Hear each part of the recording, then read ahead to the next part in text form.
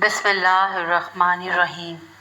ایک بادشاہ کو جنگل میں سفر کرتے ایک سانپ نے ڈس لیا۔ شاہی طبیب اپنی تمام تر کوششوں کے باوجود زہر کو جب بادشاہ کے جسم میں پھیلنے سے نہ روک پایا تو زاروں قطار رونے لگا۔ اتنے میں ایک درویش سا شخص وہاں آیا۔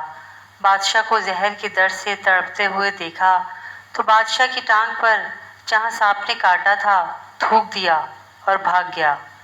بادشاہ کے سارے ساتھی بادشاہ کی فکر میں تھے، اس لیے دیوانے کی اس حرکت پر کوئی بھی درویش کے پیچھے اسے گرفتار کرنے نہ گیا۔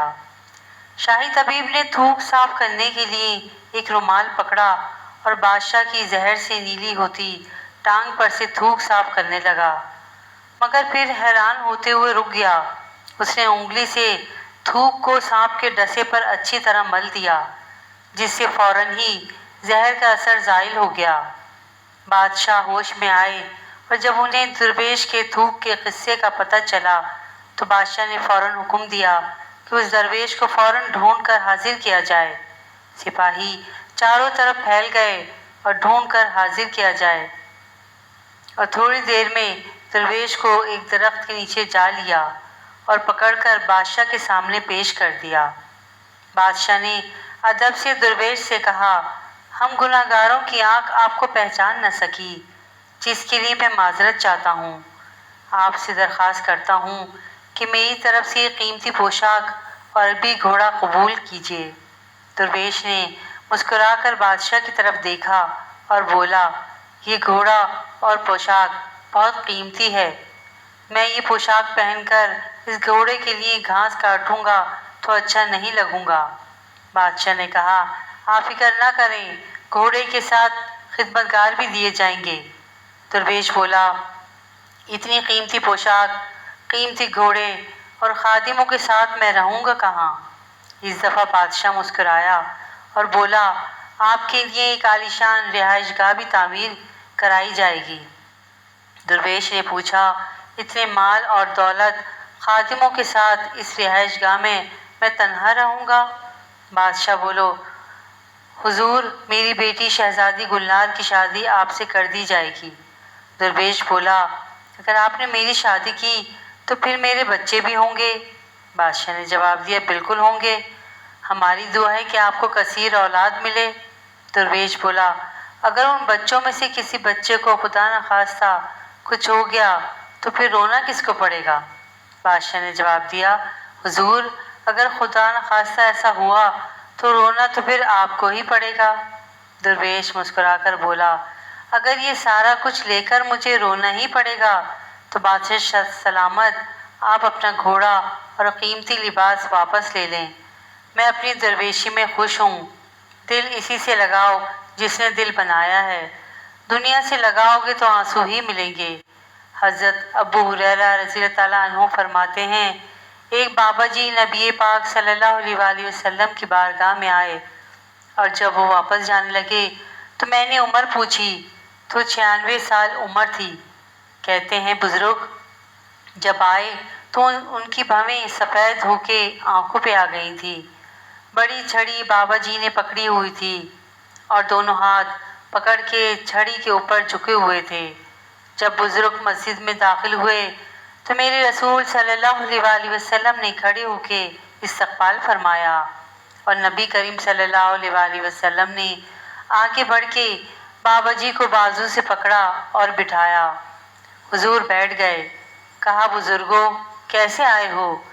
کہتے ہیں وہ بابا جی جب بات کرتے ہیں تو آنکھ کھول کے پہلے حضور کا چہرہ دیکھتے پھر وہ بات کرتے۔ ان کے لب و لہجے کے اندر بڑی پریشانی، بڑی تکلیف اور بڑی مایوسی تھی۔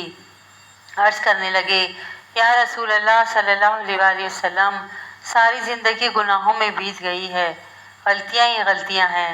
اے اللہ کے رسول، بڑی لمبی فہرست ہے، پاپ ہی پاپ ہے، کالے سیاہ دفتر ہے۔ یا رسول اللہ صلی اللہ علیہ وآلہ وسلم، جب پلٹ کے دیکھتا ہوں مجھے نیکی دکھائی نہیں دیتی۔ حضور، اس عمر میں آپ کا ایک صحابی ملا ہے، اس نے بات سمجھائی ہے تو تھوڑا خیال آیا ہے، لیکن یا رسول اللہ اب میرا وجود بیکار ہو گیا ہے، بوڑھا ہو گیا ہوں، بزرگ نے 3 باتیں کہی اور بڑی نرالی کہی۔ کہنے لگے، یا رسول اللہ صلی اللہ علیہ وآلہ وسلم، اب تو میری کمر بھی سیدھی نہیں ہوتی کہ میں نماز ہی صحیح ادا کر سکوں۔ یا رسول اللہ صلی اللہ علیہ وآلہ وسلم، میرے اندر طاقت نہیں کہ میں محنت مزدوری کر کے صدقے اور خیرات دے سکوں۔ یا رسول اللہ صلی اللہ علیہ وآلہ وسلم، اب میں تلوار لے کے جہاد بھی نہیں کر سکتا۔ حضور، نہ میں لمبی نمازیں پڑھ سکتا ہوں، نہ میں صدقات اور خیرات دے سکتا ہوں، نہ میں دین کے لیے کوئی جہاد کر سکتا ہوں۔ بیکار وجود ہے، بیکار ہو گیا ہوں، اور آج آیا ہوں تو مجھ بیکار کو میرا رب قبول کر لے گا۔ حضرت ابو ہریرہ فرماتے ہیں، جیسے برسات میں بارش کی جھڑی لگتی ہے، یہ مصطفیٰ صلی اللہ علیہ وآلہ وسلم کی آنکھوں سے جھڑی لگ گئی۔ حضور صلی اللہ علیہ وآلہ وسلم کھل کے روئے۔ حبیب پاک صلی اللہ علیہ وآلہ وسلم نے فرمایا، بزرگوں، بڑے مجاہد ہیں دین کے لیے، جہاد کرنے والے بڑے ہیں۔ رب کریم کو آپ کی تلوار کی اتنی حاجت نہیں، اور فرمایا، اس کے خزانے کوئی خالی تو نہیں کہ آپ بھی گویا صدقہ دیں گے تو بھرے جائیں گے۔ اور فرمایا، عبادتیں رب کریم کی شان میں اضافہ نہیں کرتی، وہ تو بندے کو نفع دیتی ہیں۔ بزرگوں، نہ آپ جہاد کریں، نہ صدقات دیں، نہ لمبی نمازیں پڑھیں، آپ صدقہ دل سے آ جائیں۔ اللہ کے رسول کا وعدہ ہے، رب آپ کو بغیر حساب کتاب کے جنت عطا فرما دے گا۔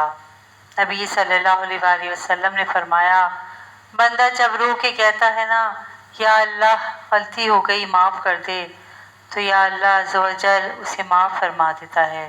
سبحان اللہ، سبحان اللہ، سبحان اللہ۔ کیا خوبصورت واقعہ ہے۔